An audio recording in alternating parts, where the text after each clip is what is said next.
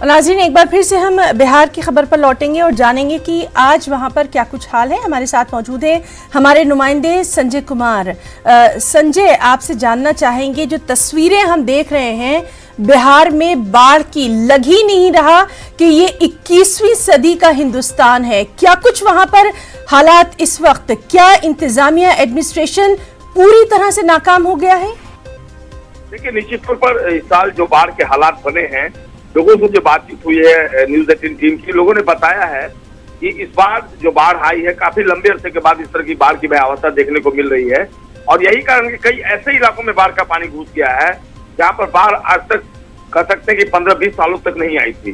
तो निश्चित तौर पर हालात जो है वो भयावह है। कई बांध टूटे हैं और दरभंगा की बात करें तो वहाँ केवटी में एक बांध टूट गया, महाराजी बांध जो है उसे इलाके में पानी फैल रहा है। जहां तक राज्य की नदियों की बात है तो बूढ़ी गंडक का तेवर जो है वो लगातार बढ़ता जा रहा है।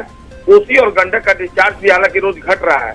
गंडक में पहले से पानी काफी कम होने के कारण यह नदी अभी भी एनएच पर कायम है, लेकिन जो हालात है वाकई में लोगों के लिए तमाम तरह की दुश्वारियां ला रहे हैं। जहां तक बाढ़ में लोगों की जान जाने की बात है तो सूबे में 24 घंटे में 24 लोगों की जान चली गई है डूबने से।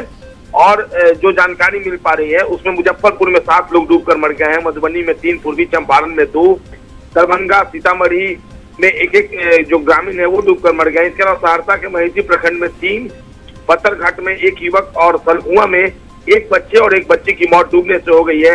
उधर गोपालगंज में 2 बच्चों सहित 3 लोगों की मौत डूबने से हो गई है। मोतिहारी में 2, वैशाली में 1 अधेड़ की डूबने से मौत हो गई है।